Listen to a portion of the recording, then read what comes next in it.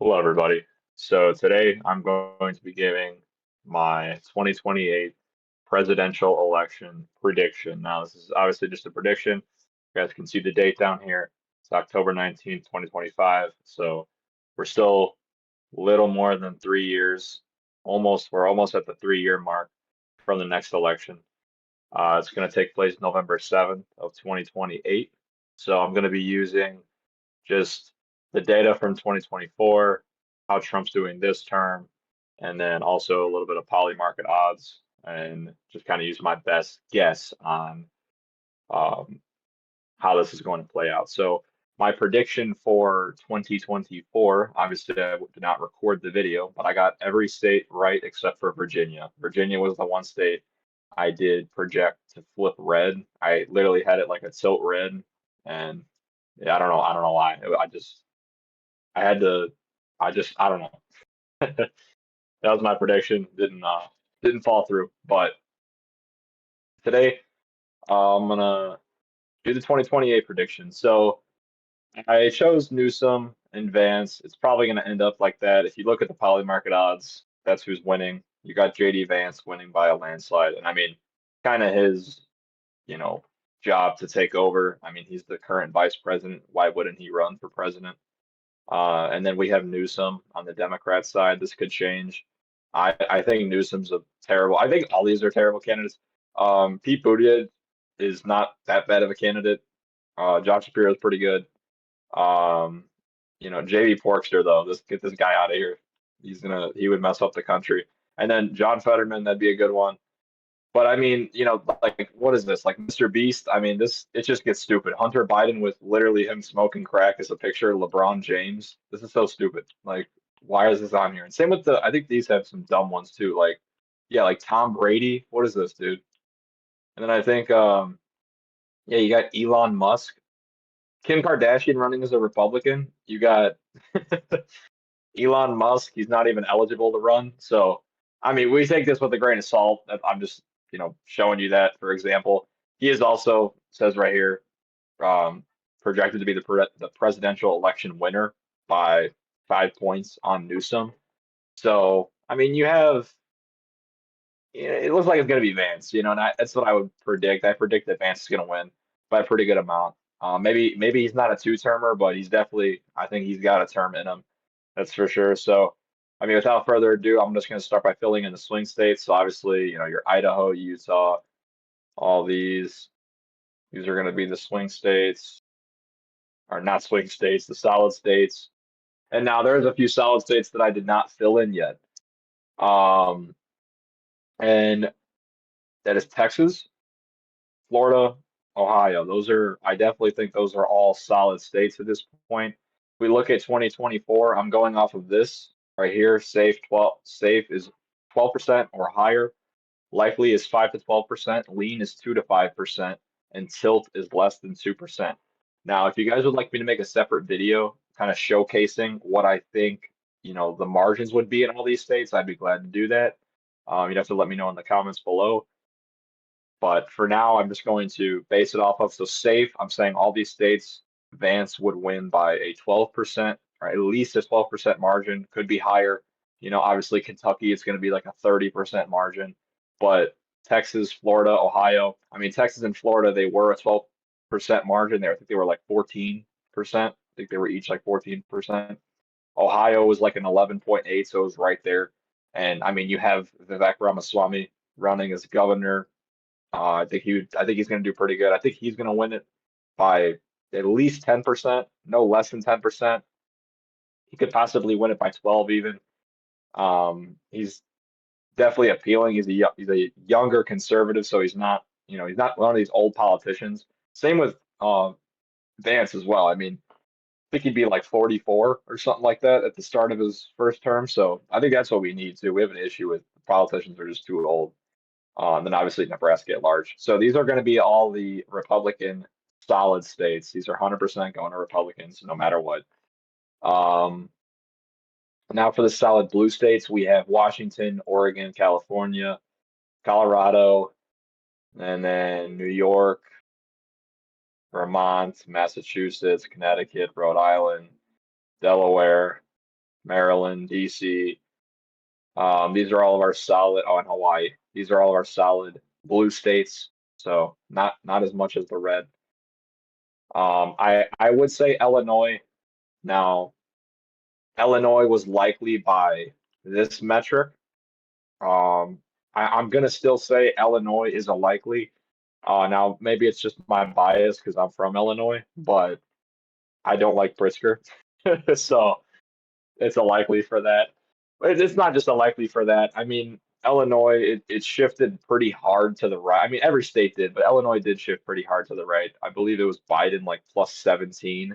And then this election, it was even for the majority of the night, it was like a D plus 6 or 7. And then, after a few days, it went up to, 10.9. So, but for the plurality of the election night, it looked a lot closer. Like it would almost appear that Illinois shifted like 10 points, but in reality, it shifted about 6 or 7. So I still think that, I mean, it would have to shift 1.1% back to the Democrats, and we'll see. We'll see how it plays out. I mean, Trump, we had the liberals yesterday with their No King's Day protest. That it did not. I see some cities they did not turn out how they wanted to. So it could go either way. I mean, I think the Kirk assassination is definitely going to help Republicans in terms of, you know, pulling in votes, especially in the midterms. I think, the potential redistricting, there's a lot to come into play here and stuff. And I mean, if we were to continue on with the likely states, I think probably that's it for likely blue. New Mexico, I would say, is a pretty safe, likely blue state. Also shifted a good amount, about as much as Illinois, actually. If we go to our likely red states, we have Arizona, which is likely red this election. North Carolina, I think Vance would be very popular in North Carolina. If I would also say Maine's second district, and Maine's first is obviously a solid Democrat district, very blue. I think it was like Harris plus 20 or something like that this election. Um, I would say I do think there's going to be a couple new swing states this time, and I think honestly everything that we see on the board here, with the exception of Maine at large. So I mean, honestly, that's probably like a lean Democrat. Oops. Or I'll put it likely. Honestly, it's probably a likely Democrat. But as for all the states that you see right now, including Nebraska's second congressional district, I think are what you could classify as swing. Now, I mean, Jersey, we're going to see coming up soon in a few weeks, the gubernatorial election. Maybe Jack Ciattarelli could pull it off, potentially flip the state at the governor level. I heard Jack Ciattarelli's doing very well right now, and I'm not exactly sure who's the Democrat that's running, but um, I heard she's not doing very well. She's like doing everything she shouldn't do in order to get elected. So I think that he could do it, and I think that this governor election will be a big indication on how it'll go in 2028. So we'll see. But I definitely think, yeah, it's definitely not this safe blue state anymore. I mean, the fact that we're even, questioning if there will be a red governor in it says a lot. And it's not like a Vermont, type of state where they vote for a red governor at a ridiculous rate. Vermont's a very interesting state politically. They're very blue at the presidential level and very red at the governor level. So that's the weird exception. But, even if we're looking at Jersey, it's definitely a swing state. And I'm going to get to Jersey in a little bit. Now, to finish the swing states, I don't think Arizona's a swing state anymore. I would honestly remove Arizona from the swing state list. I don't think it's a swing state anymore. It was pretty safe in 2024 with like a 5.6 or 5.7% win for Donald Trump. Also that home state of Turning Point. So yeah, I think Arizona's pretty not safe. I don't want to say safe red because it's not safe red, but it's a pretty safe red, pretty safe likely red. For Nevada, honestly, I'm going to actually put Nevada at likely. I think Nevada is kind of like Arizona in terms of, like politically, even like racial makeup, they're fairly similar. So, and that does play a role in how people vote. So I definitely think I could see Nevada being at least a 5 point win for Vance.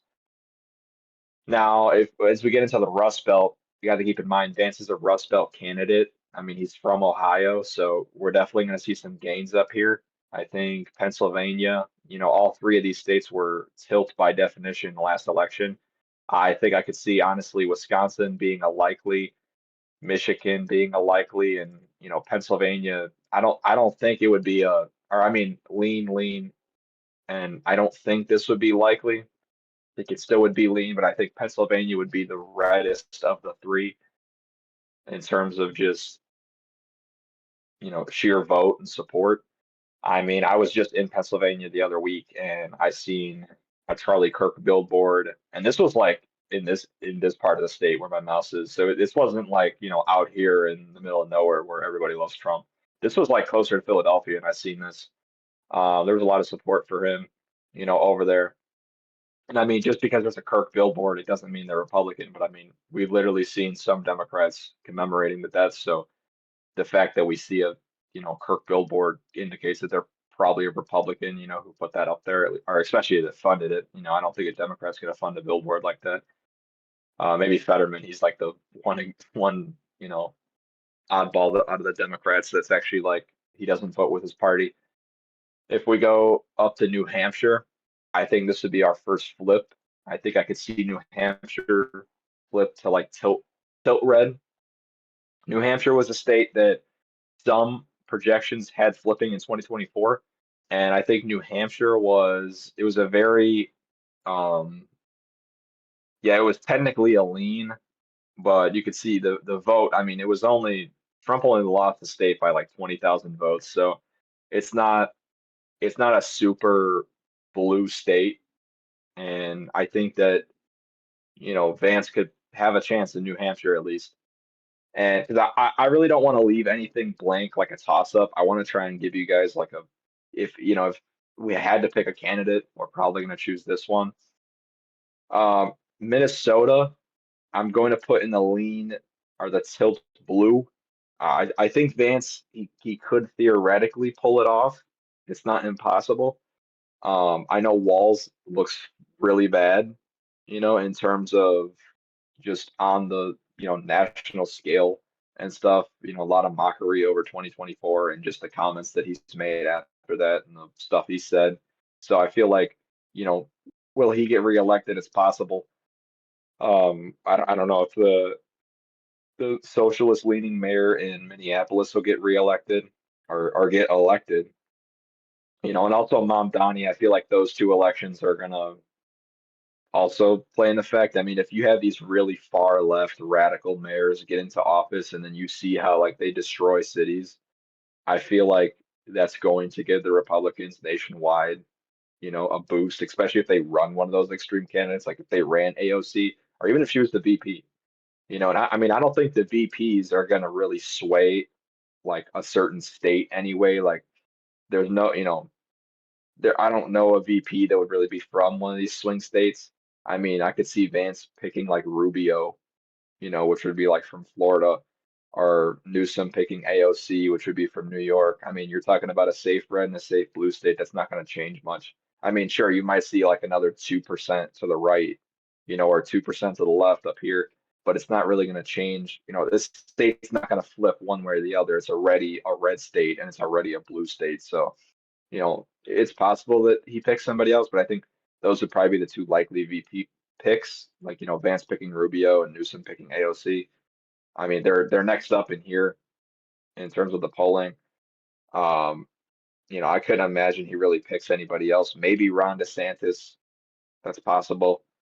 Um, I just don't see anybody else being picked on here really for the Republicans. And I mean, in terms of the Democrats, I don't think Shapiro is a little bit is more moderate, whereas getting Newsom's more further left. So I don't see them being picked. Honestly, I see these two, and I see these two. I see that being the ticket in 2028. So, just but still, I put it like this just because one, I don't think it's going to sway much. And, two, I don't want to give a definitive answer. I mean, I have a feeling these will definitely be the, nominees for both parties. I just can't get into the VP. I'm not sure at this point because I would have never thought that Trump was going to pick Vance for his VP. I didn't even know who Vance was before Trump announced that. I was actually kind of hoping he would pick Tim Scott, but he didn't. He picked Vance, and honestly, I'm happy with Vance so far as so far into his term. 10 months in, I think Vance has done a pretty good job. So I just didn't know who he was. So there could be a candidate like that. Maybe there's another Republican that Vance or he picks. Maybe there's another Democrat that Newsom picks, and we've never heard of him before. So we'll see. But to get these done, Georgia, I would say, is also a lean. I mean, you could even argue a tilt, possibly. I might actually put it at the tilt because Atlanta is really the only notable region of the country that shifted left during this last election. Almost the entire country shifted right. I mean, Georgia did as a state, but not Atlanta. And Atlanta is the biggest, metro in Georgia. There's a lot of people from other blue cities kind of moving there. So, I could see eventually Georgia honestly becoming a blue state. I wouldn't be surprised. I could see Georgia, becoming blue and like Virginia and Jersey becoming red. Um, I mean, and then for these two, these are going to be, the close ones. I mean, Virginia, I'll still put it a lean Democrat. I, I, I could see Virginia potentially, flipping. I think Vance would definitely have to run a good campaign, and the Democrats would have to run a very bad one. Um, or honestly, Vance could just run a regular campaign, and the Democrats could run a bad one. I think he could still flip Virginia.